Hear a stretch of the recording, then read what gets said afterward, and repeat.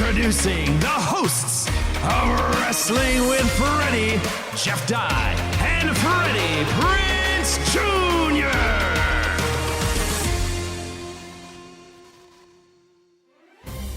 Ladies and gentlemen, welcome to another episode of Wrestling with Freddie, aka Wrestling with Friends. The news of the week. Our inside man, investigative reporter Mr. Jeff Dye, infiltrated successfully, I might add, the Jericho Cruise under the guise of stand-up comedy. You laugh. Now they know that you're here and it's me. Now they know that I'm the voice and it's not the real guy, though, man. I don't know that. You made me break. Anyway, we're going to get to that and Monday Night Raw all on the brand new episode of Wrestling with Freddie. Worst promo ever. No, it's great. It's fine. I loved it. It's like I love getting infiltrating under the skies of stand-up comedy is perfect. Look, I hate boats, so I'm never going to be on the Jericho Cruise. When they do like the Jericho flight, you know, like on a nice comfy plane, or if they do like Jericho at the park, like they do Shakespeare in the park, right? And no, they do Shakespeare in the park. It's all theater. When they do like Jericho at Dodger Stadium, I'm there, man. But I don't do boats. I don't like being surrounded by water like that and be stuck with family that I don't want to be with, or people or anyone, right? It's like a Thanksgiving dinner that lasts for 3 days. I can't handle it. I love the idea of the Jericho Cruise, and every time I know someone who goes, I get jealous. This year I knew 3 of y'all, you, Ryan Nemeth, and Brad Williams, all who took amazing photos and had amazing experiences.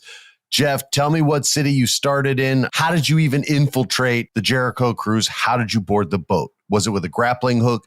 Were you in disguise? Did you take someone out, get their invitation, and go? Tell me the whole process. So we docked in Miami, and I gotta say, before I did stand-up comedy, like before like I did any comedy on the boat, everyone was trying to figure out who I am and why I'm there. Because these are the biggest wrestling fans in the world. Like imagine being willing to love something so much, to love a show or a sport or something, to love it so much that you're willing to stay on a boat with, you know, just like in the middle of the Bahamas with the people you like, that like they're literally the most passionate, diehard wrestling fans in the world. You're scraping off the top of the most insane, loyal wrestling fans, all on a boat.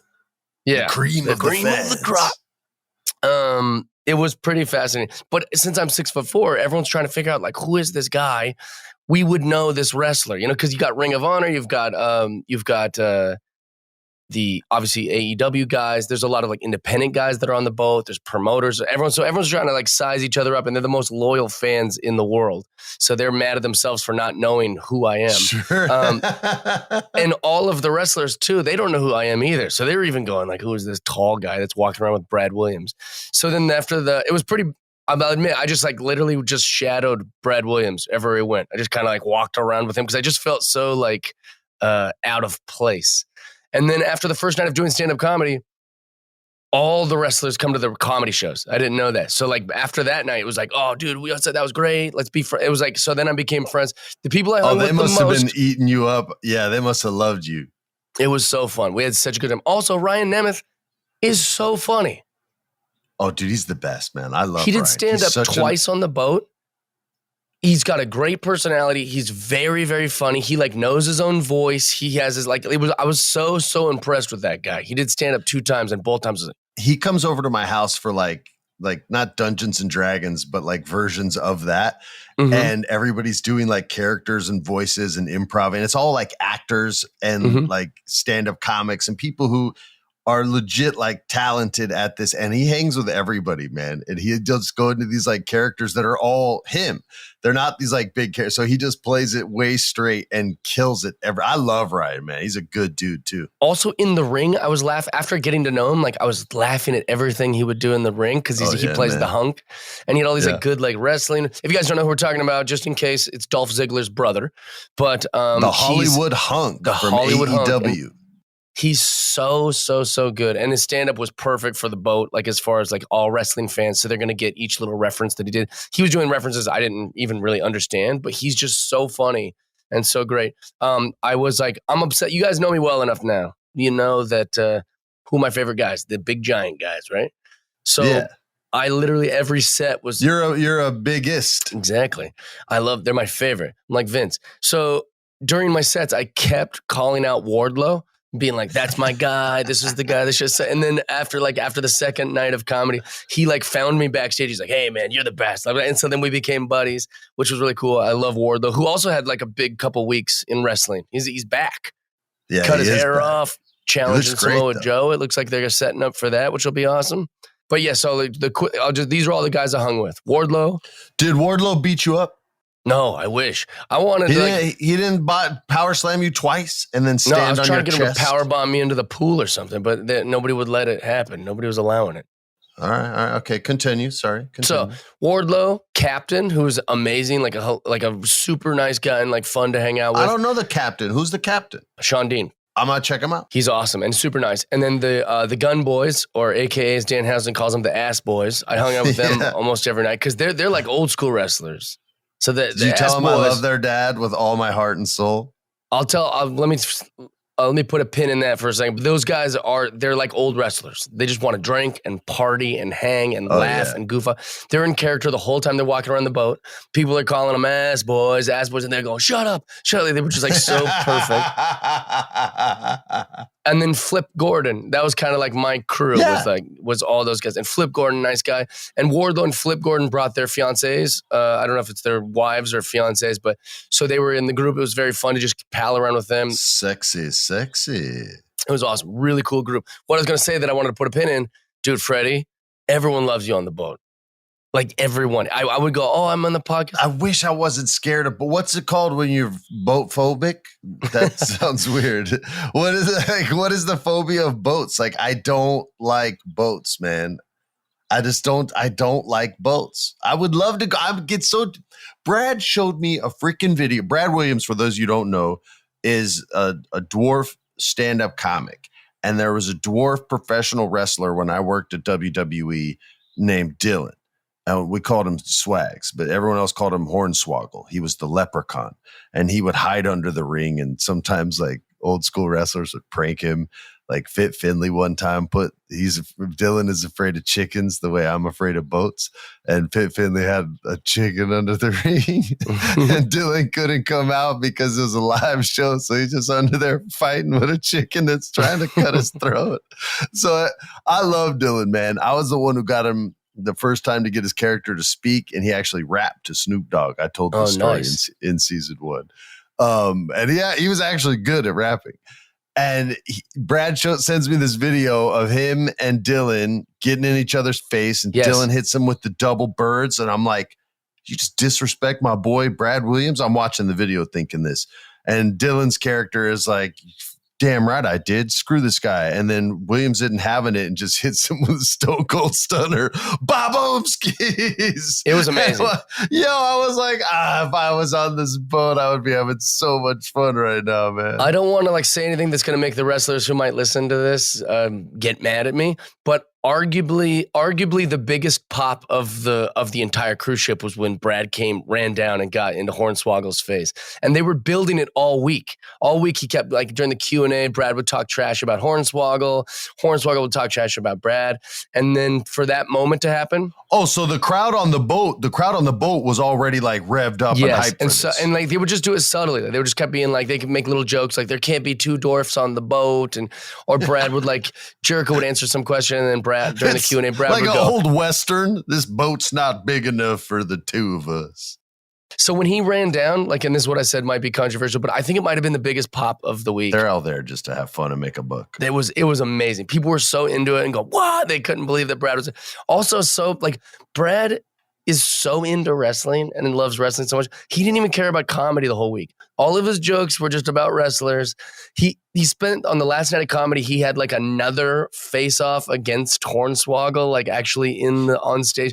It wasn't even about comedy for Brad. Brad is a wrestler now. He was just doing wrestling. He's such a hardcore fan. He loves it so much, man. And he awesome. Loves wrestlers.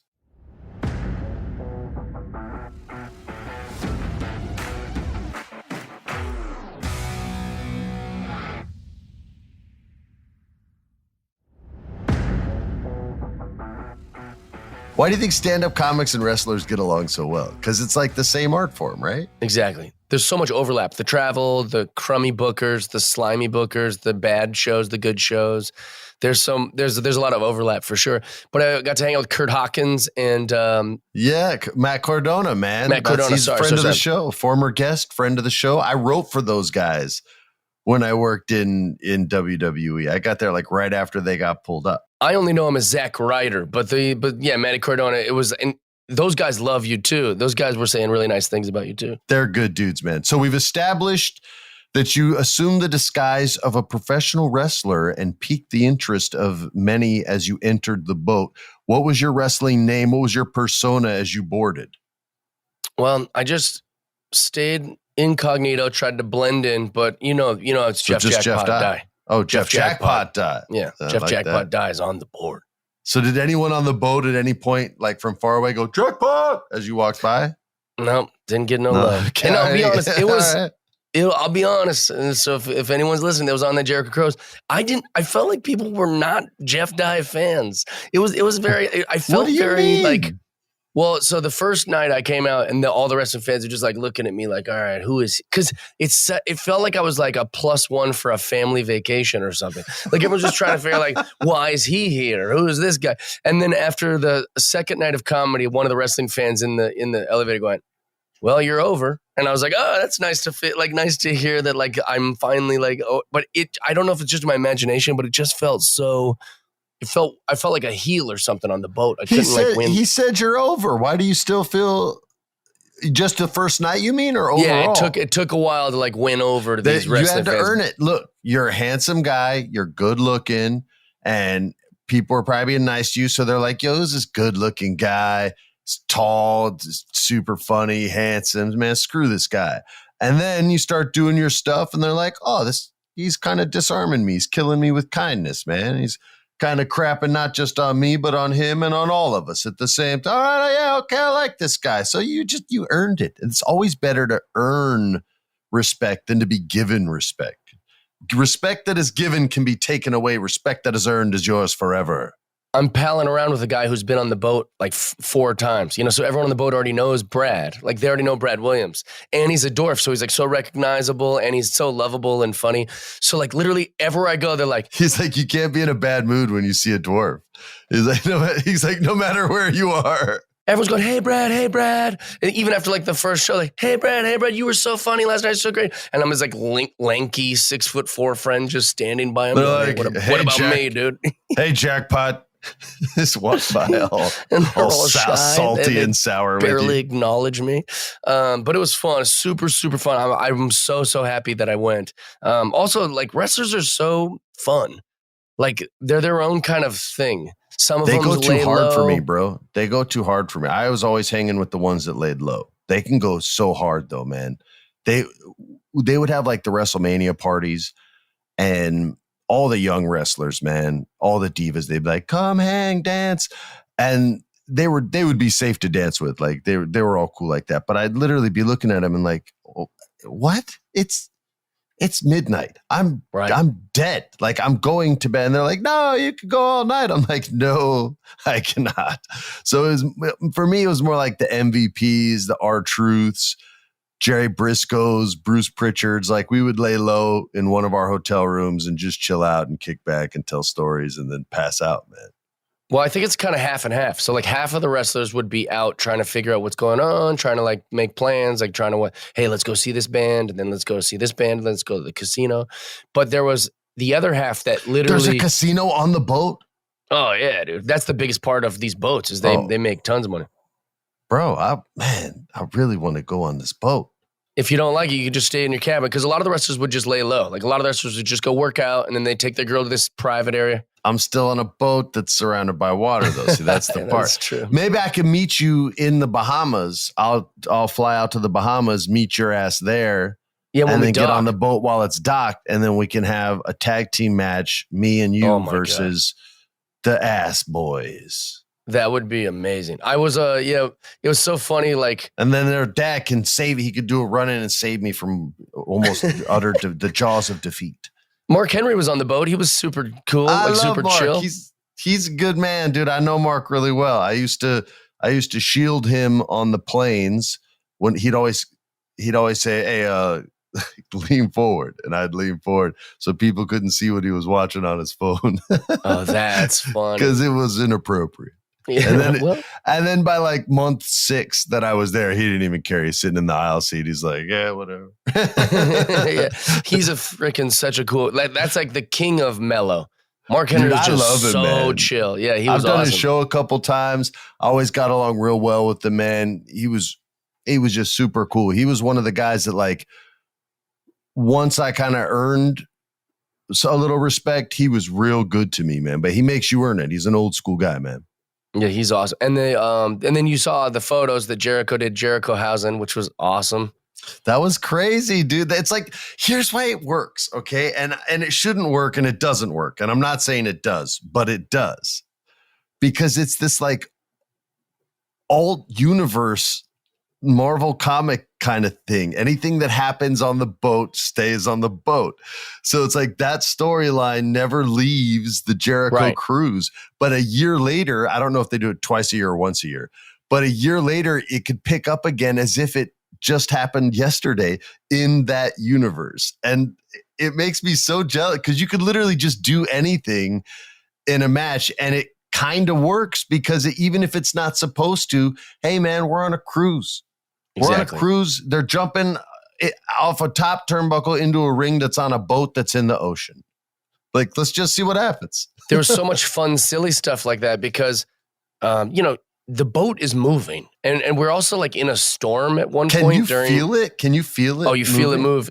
Especially on this one because there was like a storm out there. So that's why we're moving a lot. You can't have guys on a boat wrestling when the ring is moving and the boat is moving.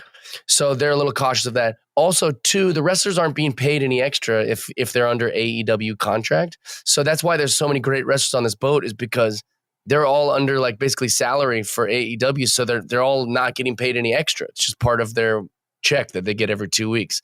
So that's another reason they're not like trying to do too many crazy things. 3, it's not televised. So the wrestlers are like, what am I doing? There's not going to be, I don't want to hurt, I saw one time there wasn't even a bump for the first 2 matches. Like they were just trying to like do like things. They did a lot of like paper rock scissor match, like which was really funny. That's the worst. But on a boat, it's great. The Acclaimed just kept picking scissors, which was so funny. Like no matter how, that was really, really good. That's actually really, really good. Eddie Kingston and another guy just had like a dance off, which was great. I was like, there was just so many like fun, creative things to do because they didn't want to like get anybody hurt or anything. I heard Eddie beat Ryan's ass in a match, I think, on the first night, right? Yep. And I think actually I think that was actually a dance off too. That was the dance off one, is Eddie Kingston won a dance off thing. It was just such a fun, silly thing. And also like Jericho dressed up as Orange Cassidy one year and came out and did the same thing as that. And then he did the same thing as Danhausen. It's like freaking summer camp. Fun. Yeah. Where they'd have like the night before the last night at camp and they'd do like the talent show and all the cabins would do their thing. Like it's literally like this little alt universe where you can just get away with all that. It was awesome. And also, I was a little disappointed they let Matt Cardona win again. He was like the Oceanic defending. Why would Matt Cardona lose? Well, here's the thing. They have He's one of the greatest champions in the world. That's the Oceanic Jericho Cruise Championship. Yeah, and it belongs to Matt Cardona. Yeah, he does because he didn't lose. He retained, and I was a little... Damn right he didn't lose. I thought the good guy would win. Nah, whoa. First of all, Matt Cardona is the good guy, so the good guy won. He was flipping the crowd off, Freddie. I don't know if that's a good guy. It's reactionary. I've never seen a face more baby than the face of Matt Cardona. And I'm on the record right now saying that. So screw everybody that booed him. And if you had a problem with him, Jeff, screw you too, baby. No, I'm happy for him. I'm glad it all, I was fine with whatever happened, but I was shocked that they let a bad guy win,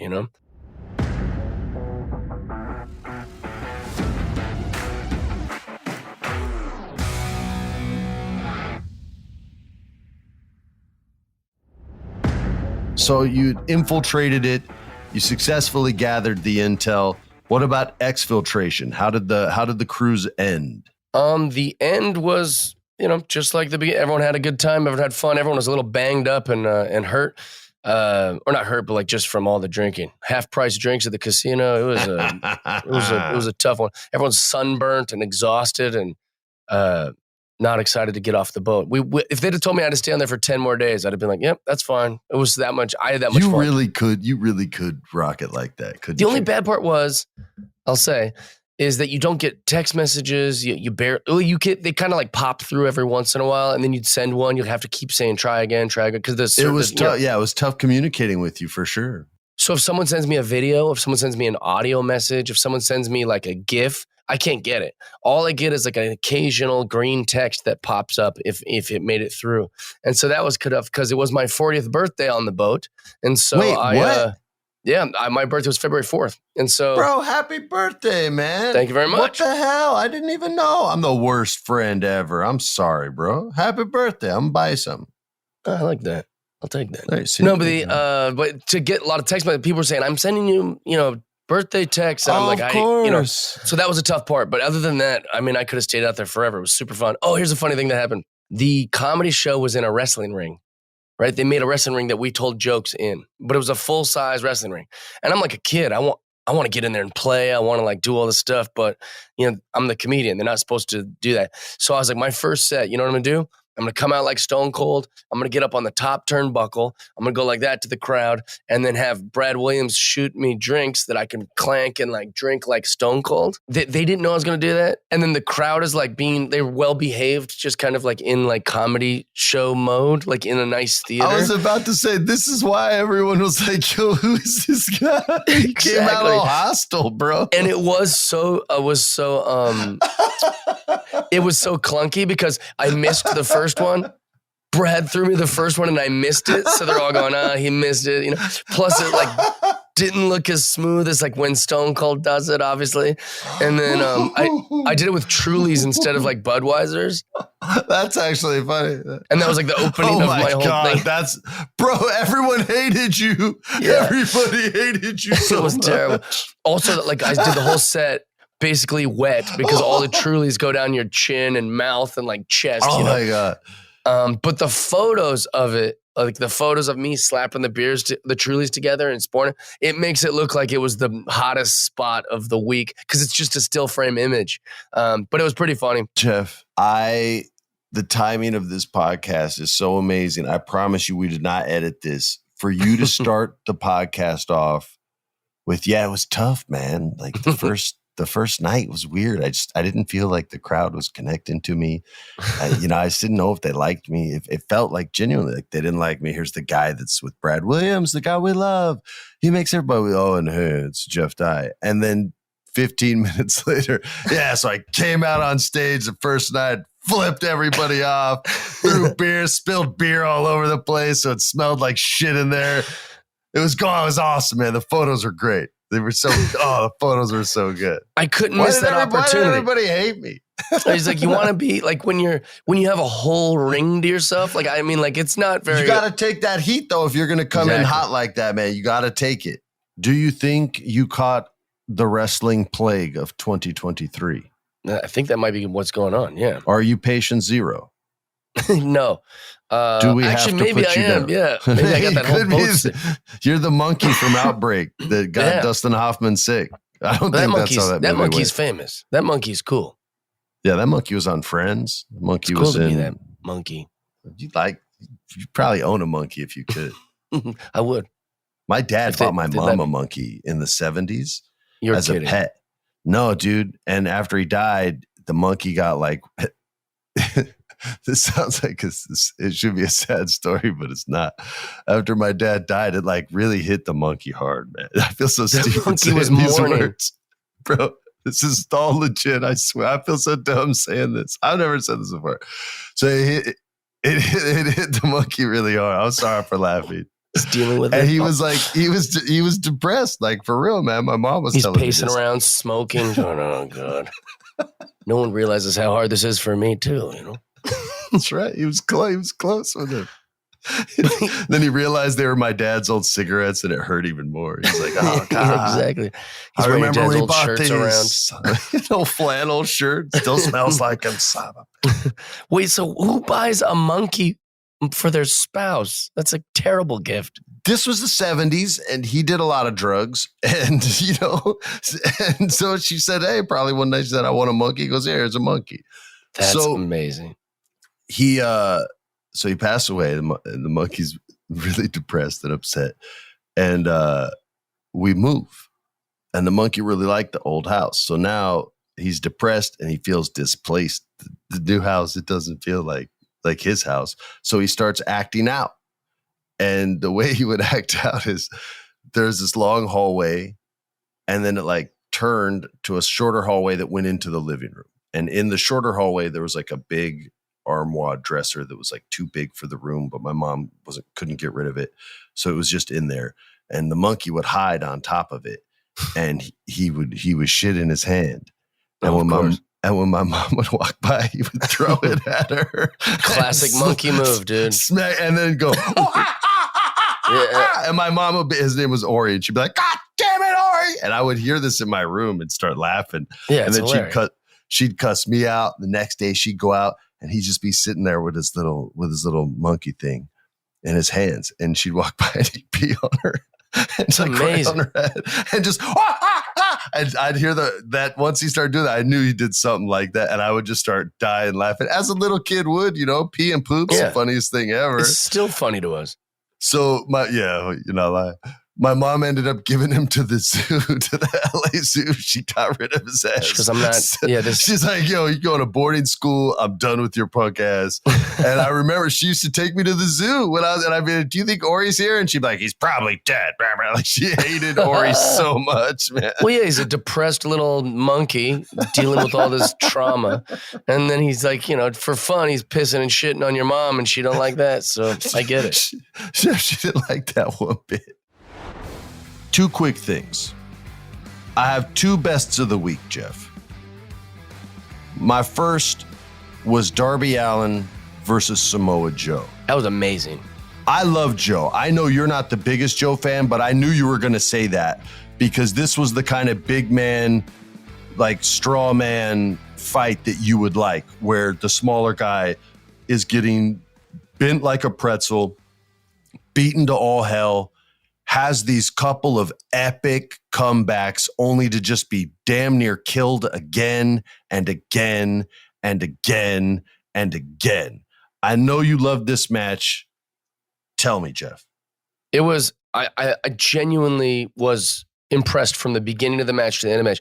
Though there's one spot where Samoa Joe throws Darby Allin over the top rope like he was trying to toss him onto a table that was set up diagonally against where the fans sit, whatever that's called. And Darby was thrown with such force that he just missed the thing. I don't even know if they were trying to aim for that, but that's what we all thought as fans. And he just flings him over the top. It was amazing. Even the announcers were like, oh my gosh.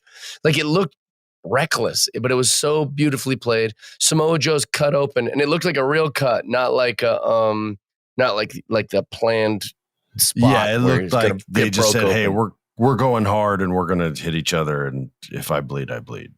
And then when Darby revealed took the top of the canvas off, took the pads out, and just tried to put Samoa through, but then Samoa Joe just took him top rope and slammed it. It was every part of the match was amazing. Bro, the crowd was so hot for this, man. They were so hot for this. They loved Darby, and they were still chanting, Joe's gonna kill you. And it was clear as a bell. But they loved Darby. So AEW fans like something very different than WWE. So I think I'm starting to understand the reason for the division. I watch both. You watch both because we just love pro wrestling, and we know if there's even a chance to get a match that we love, we don't want to miss that. So that's why we watch. I'm sorry for speaking for you, but I'm paraphrasing both our philosophies. But this was the kind of match that AEW fans are like, thank you. This is what we wanted for 20 years from WWE, and they won't give it to us. So I'm starting to see it a little more clearly now, but I absolutely loved this match. I love having Joe as a heel for Wardlow, which was a nice little story, him coming back, right? Your new best friend who gave you a hug on your 40th birthday while you were infiltrating his personal cruise. I love how he acts disrespectful and how he doesn't care in his promos and even in the ring when he just like casually walks away when guys jump off the rope. He's like, yeah, it's stupid bitch, never gonna get me. He's just awesome like that. So disrespectful. But yeah, this was my first favorite. And going to WWE, the Cody Rhodes and Paul Heyman promo, I thought at the beginning when it was just Cody, it was going to be rough because he's clearly sick. Like, he lost his voice. He was battling something. His energy wasn't where it's been in any of his other WWE promos. So he did the smart thing and he made it more internal, right? He brought everything more toward himself than projecting his energy outward. And then in comes Paul Heyman, because Cody's story is he's going to WrestleMania and he's assuming that Roman Reigns is going to be the champion and he's going to take the belt away from this guy. And he's going to do it for his family. He's going to do it for himself. He's going to do it for the people. And out comes Paul Heyman to let him know that he is incorrect. And the people love Paul. They love to hate him. And you can see that Cody respects him, but doesn't trust him in the slightest. I thought both men did great in this, by the way. So Paul gets in the ring and he starts talking to him about everything, really, about the business. It's a very candid, kill him with kindness sort of promo from Heyman. And he does these really, really well. Even if you know where it's going, you don't know when he's going to get there. That's how good he still is at that. He's going in on Cody in a very polite way. They're talking about Cody's father, the great Dusty Rhodes. And he says, listen, I love your dad. I love him. And I spoke to him the last conversation we had before he died. And he spoke to me about you. And he said that, that you, Cody, were his favorite son. And you can see Cody's like really reactive through everything Paul's doing. And they even shot this a little differently too, which I thought they took a risk. I don't know if it worked the way they wanted it to, but I actually liked it. I don't know if they'll try it again when I say I don't think it worked the way they wanted it to, but I hope they do because I thought it was interesting. They moved the camera in real close, down low, up at an angle to like get in to these sort of intimate spaces with Cody and Paul that made it uncomfortable. So I like that, but Cody was very reactive and Paul had to carry a lot of the weight in this because I think Cody was sick, under the weather. And so you see it hurt when he says the things that remind you like you're never going to be as good as your dad. And you see him have pride when he talks about how much Paul loves his father, Dusty. And he says, and then gets back to Paul saying, he told me that you were his favorite son, but Roman Reigns is the son he never had. And Cody just like uber sells it the way Shawn Michaels oversold for Hulk Hogan back in the day. And you really see it hurt. And then but instead of going big and getting physical with Paul Heyman, he brings it in and he like leans forward. And I'm real close to the microphone right now. And he's like right in Paul Heyman's ear. And the camera gets down low on like the left side of Cody's face and up real close. So it's looking up at him and his face is just, the prominent thing in Paul's shoulder. And he basically gets back to the whole thing being personal. And he says, I'm going to take it personally. When I take those belts back, I'm going to take it personally. And I thought they did a great job with this. And it wasn't the typical kind of reactions you would see. And I don't think it was anything outside of Cody being under the weather, but damn, if it was planned, awesome. If that's where it needed to be because of his energy, awesome. But I love this. It was like watching really good acting on a TV show or in a movie, man. I thought it was great, and it got me excited, and it helps fill time and lets people get healthy for WrestleMania and the Elimination Chamber and all that. I know that was long-winded as all hell, but I loved this, Jeff. What about you? I'm the ignorant wrestling fan in the way that I was like, is that? So do you think that they run those promos by each other before they go out? Like, hey, here's something I'm going to say. 100% yes. Okay. Because in my mind, I'm going, ooh, this feels kind of icky when he said that. You know, it's like, because Cody did do a good job of saying all these like really flattering things, and they appeared to be true. Like, we were broke, and you honored your word. You gave him a thing. You know, you took care of us when you needed to. Like, it looked like Paul Heyman was getting like teary eyed, almost like going like, oh, this is. So as a fan, I'm watching and going, oh, wow. Like, they are pulling back the curtain. It's not just another like promo. But when he said that part, I was like, Jesus. Is that like, I mean, one, that can't be true. You said Roman's but I don't know. Of course it's not. No, of course I'm just it's not. That's how good Paul Heyman is. It was very, very good.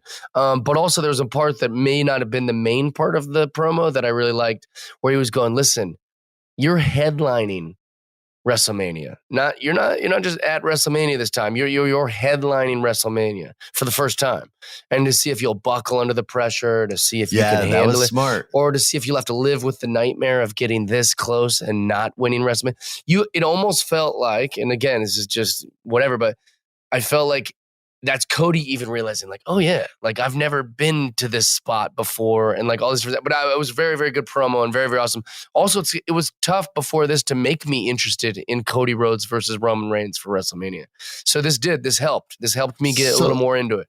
So that's an interesting take right there, Jeff, because I think you're spot on, man. And this is the genius of Paul Heyman with a promo. That's why he's the best promo in wrestling. I mean, MJF has some of the best ones of the year, but Paul is just at a whole different level. It's like making a deal with the devil every time he speaks to a wrestler. And he's going to test your morality, right? As a babyface. Because you're always going to be a babyface if you're in the ring with Paul Heyman. So it's always going to be like, because in the Bible, it said, God doesn't tempt you, only the devil does, right? God would never test your faith. Only the devil would test your faith. And that's what Paul Heyman represents in every single storyline he's a part of.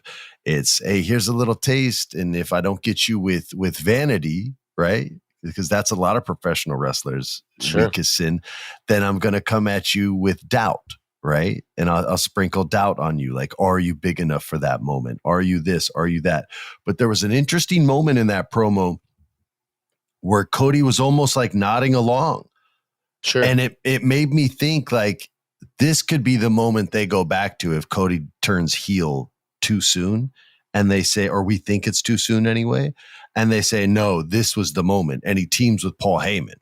And that would be the most, because Paul, that's how seductive Paul is, right? That it's all of a sudden, if Cody loses that WrestleMania match, then it's one of those things where I couldn't do it without Paul. He was right. I'm going to go to him now, and I'm going to throw my morality out the door, make the deal with the devil, and get what I want. And that's who Paul is. That's like, now I'm not saying that's what they're going to do. I'm not saying that's what they should do. But there was even a moment there where Cody was agreeing with Paul, and you were like, no, dude, like, stop listening to what he's saying. You can do it, bro. So yeah, I think that was actually the most powerful part of the promo, was that little sprinkling of doubt that Heyman always layers in there. He's just a stud. He's so good. He went from Brock Lesnar to Roman Reigns like overnight, and none of us even needed to adjust. We're like, yep, he's with him now. Like, he was just so smooth. He's so different with Reigns than he was with Brock. Like, he legit is like, oh, my tribal chief. Like, he overcommits, you know? Like, it's amazing. It's crazy, dude. I love him. He does a great job. Just a great job. Jeff, were there any worst of the week for you? Is there anything else you want to throw in there? Anybody you want to call out for next year's Jericho Cruise in the ring? What do you want to do? I would like to call out Eddie Kingston, you know? You're so stupid, bro. He's going to kill you. No, dude, I'm a giant. I'm 6'4", dude. bro. He's gonna beat me punch up. you right in the head, bro. Yeah, he's gonna beat me up a bunch, and then Wardlow's gonna come out and save my ass, and so I'm not too worried about it. You better hope, man. Are you going to be anywhere this weekend, or are you recovering from your death cruise? I am actually going to be in Arizona on the 9th and the Let's 10th, go. and then I go to Chicago on the 11th, and on Valentine's Day I'm in Milwaukee at the Improv. Everybody, thank you for listening today. We will be here next week with more wrestling awesomeness. I thank my co-host, the best one ever, Mr. Jeff Dye. I'm Freddie Prinze Jr. Thanks for listening to Wrestling with Freddie or Friends. Peace. Follow us on Instagram, Wrestling with Freddie. Twitter is WWFreddie Pod. Follow us on all the socials so you can submit your questions for the Federation. This has been a production of iHeart's My Cultura Podcast Network. For more podcasts from iHeartRadio, visit the iHeartRadio app, Apple Podcasts, or wherever you listen to your favorite shows.